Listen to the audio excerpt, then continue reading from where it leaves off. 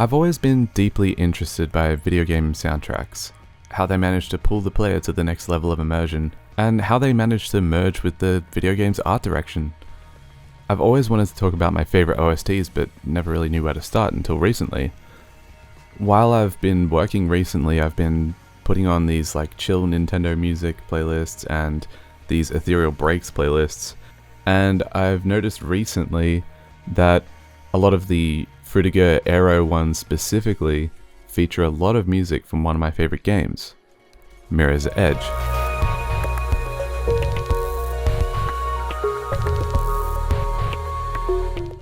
For most of you, this game needs no introduction. If you grew up around the mid to late 2000s when the 7th generation of consoles was rising, chances are you stumbled upon this game in a Blockbuster before they got shut down. I've played through this game so many times, and even though it's rough around the edges and has a confusing story with more double crosses than it needs to have, its gameplay and innovation and unique art direction have aged better than most games that came out at this time. But I'm not really here to talk about the game specifically. I'm more here to talk about the soundtrack. At the time of the release, the soundtrack was definitely recognized and praised for its main theme, but I think there's a lot more to the soundtrack than what people talk about. To give context to the world, you play as the protagonist Faith, a fugitive who is a runner for the rebellion against the government that's completely taken over the freedom of the city. 18 years before the game takes place, a protest known as the November Riot was formed after the citizens were being sick of watched over and controlled by the government. Unfortunately, police reinforcements are too much and the city ends up giving in and never fighting back again. Robert Pope, the organizer of these riots, ends up running for mayor and eventually gets assassinated. Faith's sister Kate is framed for the murder, and so Faith spends the rest of the game picking up the pieces and trying to find out who killed Pope and clear her sister's name. Swedish composer, sound designer and multi-instrumentalist Magnus Bergersen created Solar Fields in the late 1990s. His fifth album Earthshine launched in 2007, featuring more upbeat soundscapes blending morning trance, progressive, psychedelic, tribal and ambient music. This led to Electronic Arts and DICE commissioning Solar Flares for the Mirror's Edge soundtrack. To my surprise, other than Catalyst, this is the only soundtrack that he's done work for. But looking through his discography, you can clearly see why EA chose Magnus.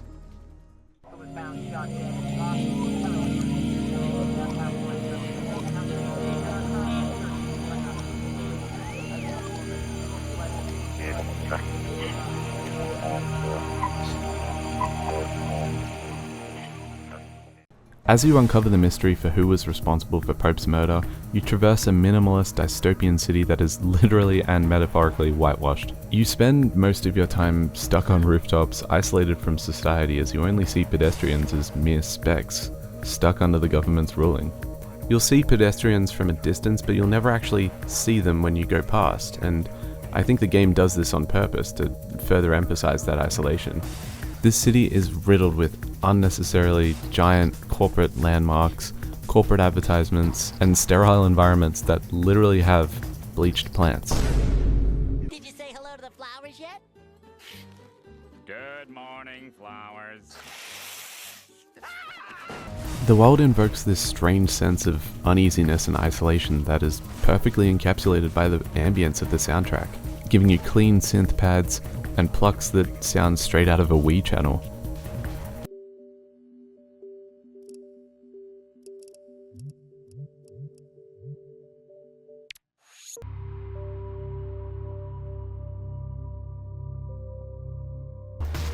This complements the sterile look and really sells you on the feeling that you are almost alone on this journey, especially during the areas in between combat.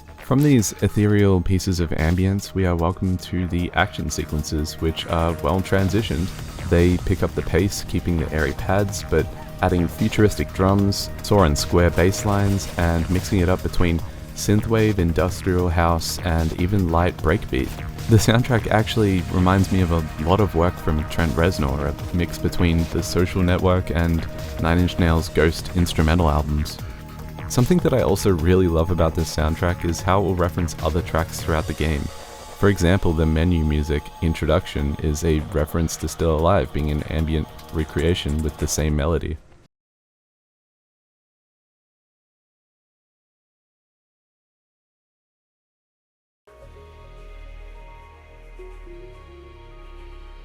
No shadows, just red lines. Now I'm here to rescue you.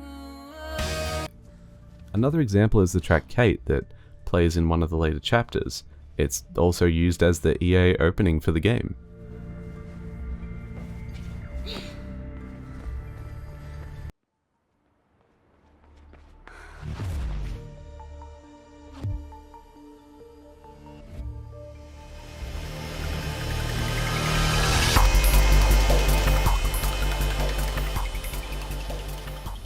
As I mentioned earlier, the whole reason I got into this nostalgic trip is due to the rise of the Frutiger Aero aesthetic.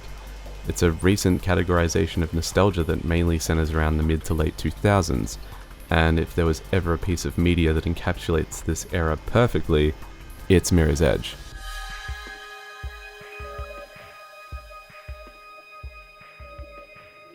All of the indoor environments reflect Frutiger Aero perfectly, and the soundtrack, as mentioned earlier, is also featured in almost all of the playlists trying to figure out what the hell Frutiger Aero music even is.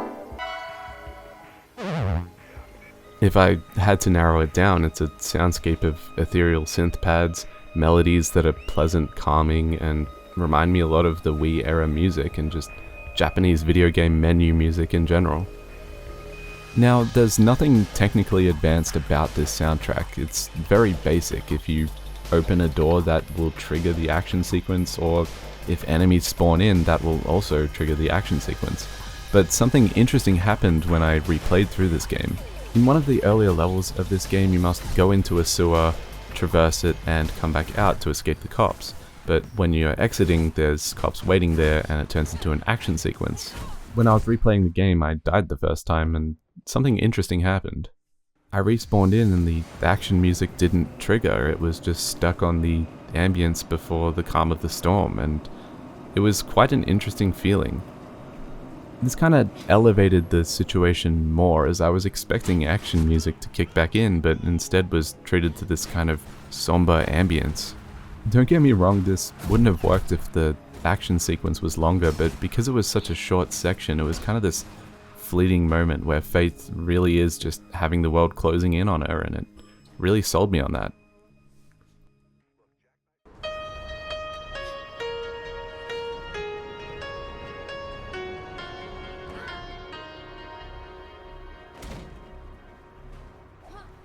The song Still Alive is sung by Swedish pop star Lisa Miskovsky, and was recorded by EA as the main theme for Mirror's Edge. I personally really love it when video games have a main theme, and they just vaguely talk about the themes of the game and basically just serve as a marketing ploy to get stuck in your head. It's cheesy yet endearing that they went to the effort of making this song. And it slaps. It completely encapsulates the aesthetic of the game while feeling like a perfect end credits track. If you remember this game, do yourself a favor and just go listen to the soundtrack. It's dynamic yet cohesive, and if anything else, it'll remind you of a simpler time. See